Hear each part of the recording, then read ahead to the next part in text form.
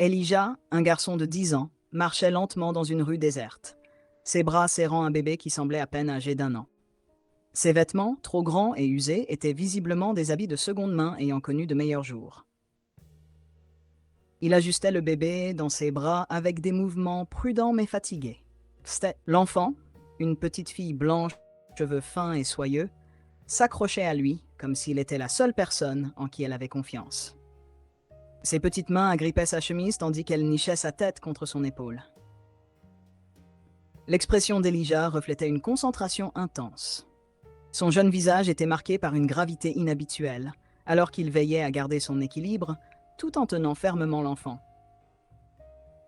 Une voiture de police passa lentement, ses lumières éteintes, mais sa présence silencieuse imposante dans le crépuscule. L'officier à l'intérieur, l'agent Grant, remarqua immédiatement le garçon. Pour lui, la scène était étrange, voire suspecte. Le quartier était calme. La plupart des familles étaient à l'intérieur et pourtant, un jeune garçon noir portait un bébé blanc, l'air épuisé et loin de chez lui. L'agent Grant observa Elijah un moment, plissant les yeux alors que son instinct prenait le dessus. Il gara sa voiture sur le trottoir, sortit et s'approcha du garçon, son regard dur et interrogateur. Le bruit des pas qui se rapprochaient fit figer Elijah, serrant instinctivement le bébé contre lui. Son cœur s'emballa lorsqu'il leva les yeux et vit l'expression de l'agent passer de la curiosité à la suspicion. L'officier ne prit pas la peine de demander des explications. Il s'approcha simplement, s'arrêtant à quelques mètres d'Elijah, avec un regard intense. Il y avait déjà une supposition, une accusation silencieuse qui n'attendait qu'à être formulée. Les épaules d'Elijah se tendirent, son regard se baissant sous le poids de la peur et de l'incertitude.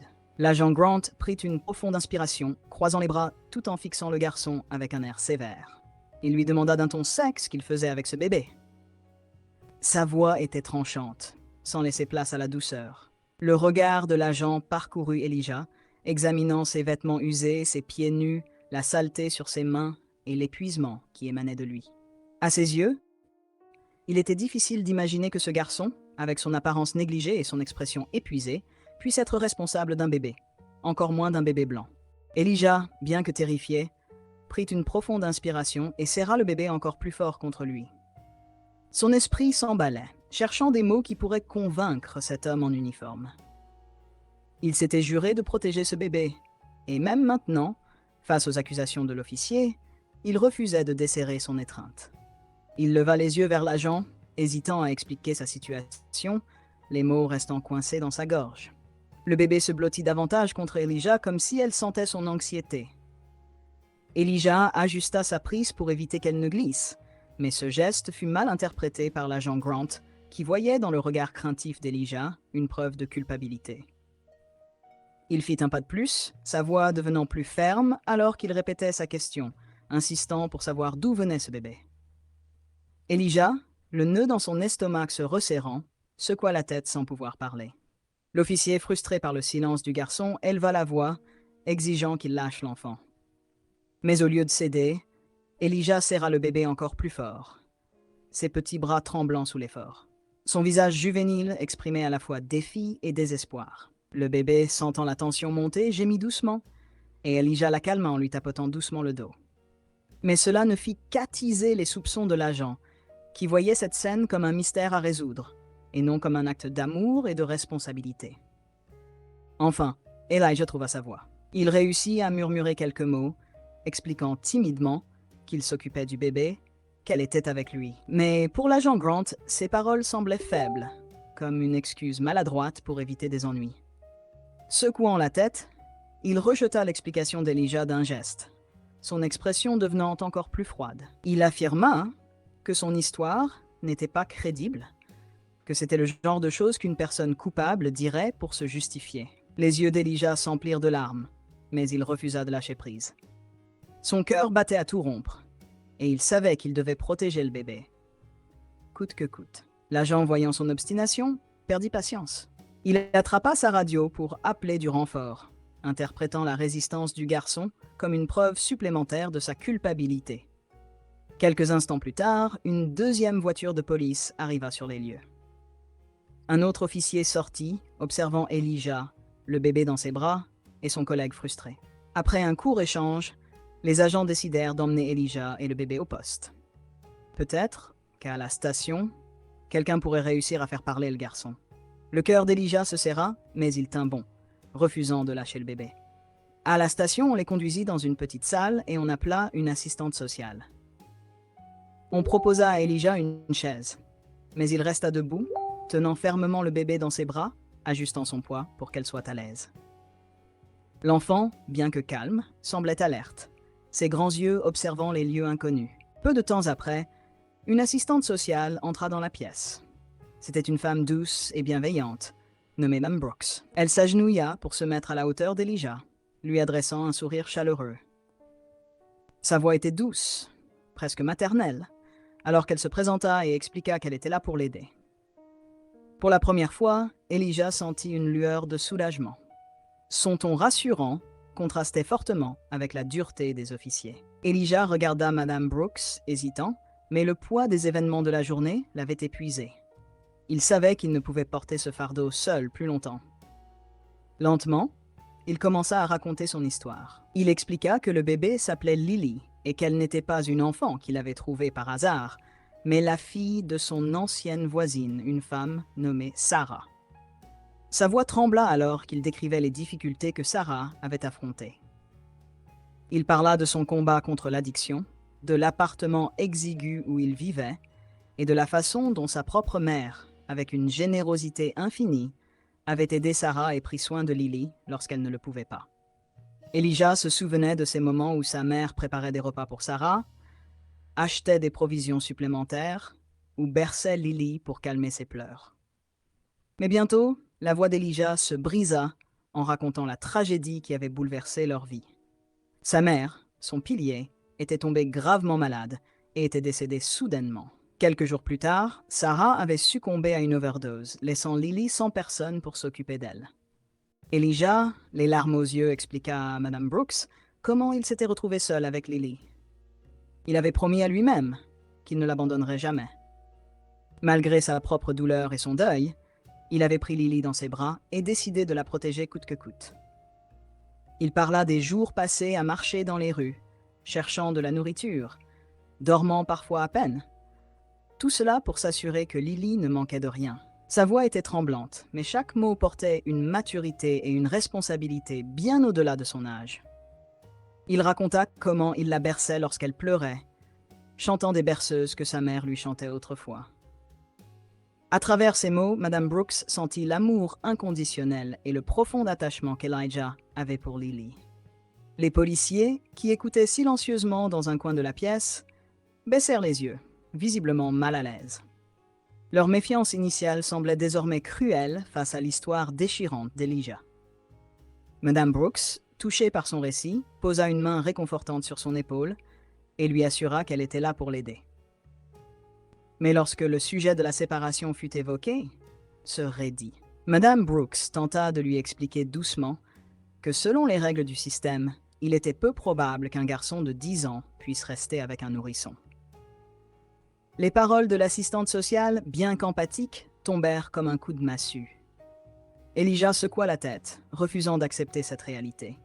Les yeux d'Elijah s'emplirent de larmes, mais il ne lâcha pas prise. Il serra Lily encore plus fort contre lui, son corps tremblant sous le poids de l'émotion. Sa voix brisée mais déterminée s'éleva tandis qu'il suppliait Mme Brooks de ne pas les séparer. Il lui rappela sa promesse, les nuits passées à veiller sur Lily, les efforts qu'il avait faits pour lui offrir un semblant de sécurité dans un monde qui leur avait tout pris. Mme Brooks sentit son cœur se serrer devant cette scène. Elle voulait de tout son être trouver une solution pour respecter la volonté d'Elijah. Mais elle savait à quel point les règles du système étaient strictes.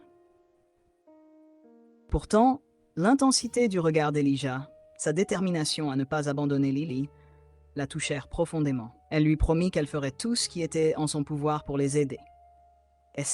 L'un des policiers, qui jusqu'à présent était resté silencieux, s'éclaircit la gorge.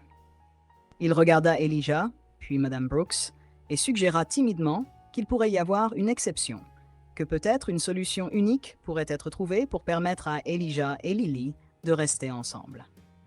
Sa voix trahissait un certain regret, un désir de réparer l'injustice de ses jugements hâtifs.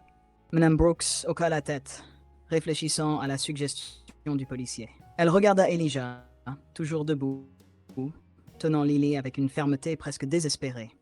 Elle savait qu'il fallait trouver une solution, car séparer ces deux âmes profondément liées serait un acte de cruauté qu'elle ne pourrait pas justifier. Après un long moment de silence, elle se pencha vers Elijah et lui parla doucement. Elle lui expliqua qu'il pourrait y avoir une option, un foyer spécial qui acceptait parfois des situations exceptionnelles comme la leur. Ce ne serait pas une solution permanente, mais cela leur permettrait de rester ensemble pour le moment, le temps qu'elle trouve une solution à long terme. Elijah, les larmes coulant sur ses joues, écouta attentivement. L'idée de ne pas être séparé de Lily allégea un peu le poids qui pesait sur son jeune cœur. Il hocha la tête, reconnaissant, mais son étreinte sur Lily resta aussi forte qu'auparavant. Pour lui, chaque instant passé avec elle était une victoire contre un monde qui avait déjà été si cruel. Les policiers aidèrent Elijah et Lily à monter dans une voiture qui les conduirait vers ce refuge temporaire. Pendant tout le trajet, Elijah garda Lily blottie contre lui, murmurant des paroles apaisantes pour la rassurer, même si elle semblait déjà endormie. Arrivé au foyer, Elijah descendit de la voiture, toujours tenant Lily dans ses bras. Madame Brooks l'accompagna, veillant à ce qu'il se sente en sécurité dans cet environnement inconnu. Le foyer était un bâtiment chaleureux, avec des lumières douces et des voix accueillantes. Une assistante, souriante, s'approcha pour les accueillir. Elijah observa les lieux avec méfiance. Bien qu'il fût soulagé de savoir qu'ils ne seraient pas séparés pour l'instant, une part de lui restait méfiante, se demandant si cet endroit serait vraiment sûr pour Lily. Madame Brooks posa doucement une main sur son épaule et lui assura qu'elle reviendrait bientôt pour vérifier comment il s'en sortait. Elle lui rappela qu'il n'était plus seul maintenant, qu'il avait des gens prêts à l'aider. Elijah hocha timidement la tête, mais son regard resta fixé sur Lily. Il savait que peu importe où il serait, sa promesse envers elle restait inchangée. Il s'occuperait d'elle, veillerait sur elle et s'assurerait qu'elle se sente aimée et protégée. Alors qu'ils entraient dans le foyer, plusieurs enfants les regardèrent curieusement, mais Elijah n'y prêta pas attention. Son monde se résumait à Lily, et tant qu'elle était avec lui, il était prêt à affronter n'importe quoi. Une fois à l'intérieur, une assistante conduisit Elijah à une petite chambre. Elle lui expliqua qu'il pourrait y rester avec Lily, que tout était prévu pour leur confort. La pièce était simple mais accueillante. Un lit, une petite table et un berceau placés près du lit pour Lily. Elijah observa la pièce en silence, puis posa doucement Lily dans le berceau. Elle s'agita légèrement mais finit par se rendormir, le visage paisible. Elijah s'assit sur le lit, épuisé mais soulagé. Pour la première fois depuis des jours, il sentait qu'il pouvait enfin relâcher un peu de la tension qu'il portait en lui. Il regarda Lily, sa respiration douce et régulière, et murmura « Je t'ai promis qu'on resterait ensemble. Je tiendrai toujours cette promesse. » Les jours suivants furent marqués par des visites régulières de Madame Brooks. Elle venait pour s'assurer qu'Elijah et Lily allaient bien, pour leur apporter des nouvelles, et surtout pour travailler à une solution à long terme. Pendant ce temps, le personnel du foyer se montrait attentionné, fournissant à Elijah le soutien dont il avait besoin. Mais malgré tout, il restait méfiant, toujours sur ses gardes, comme si un seul faux pas pouvait tout lui enlever. Un jour, Madame Brooks arriva avec un sourire inhabituellement large. Elle s'assit face à Elijah et lui expliqua qu'elle avait trouvé une famille d'accueil prête à les accueillir tous les deux. Une famille qui comprenait leur lien spécial et qui s'engageait à ne pas les séparer. Elijah sentit un mélange d'émotions l'envahir, de la joie, du soulagement, mais aussi une pointe de peur. Il avait appris à être fort pour Lily, mais l'idée de s'installer dans un nouveau foyer avec des inconnus l'inquiétait. Cependant, en voyant le regard confiant de Madame Brooks, il sentit un peu de son anxiété se dissiper. Quelques jours plus tard, Elijah et Lily furent conduits à leur nouveau foyer. C'était une maison chaleureuse, entourée d'un jardin rempli de fleurs colorées. La famille d'accueil, un couple gentil et bienveillant, les accueillit avec des sourires sincères. Ils s'étaient préparés pour leur arrivée. Une chambre décorée pour Elijah et Lily, avec des jouets et des couvertures douces. Elijah, bien que nerveux, sentit une lueur d'espoir en voyant l'attention portée à Lily. Elle s'éveilla dans ses bras et regarda autour d'elle avec curiosité.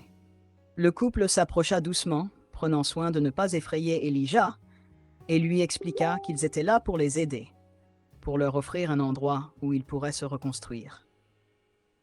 Les premiers jours furent remplis d'adaptation. Elijah restait toujours protecteur envers Lily, mais il commença lentement à s'ouvrir, à faire confiance à ces gens qui semblaient réellement vouloir leur bien. Lily, avec son sourire innocent, devint rapidement le rayon de soleil de la maison. Avec le temps, Elijah trouva un certain équilibre. Il reprit l'école, encouragé par la famille d'accueil, et commença à se faire des amis. Mais malgré tous ces changements, son rôle envers Lily restait inchangé.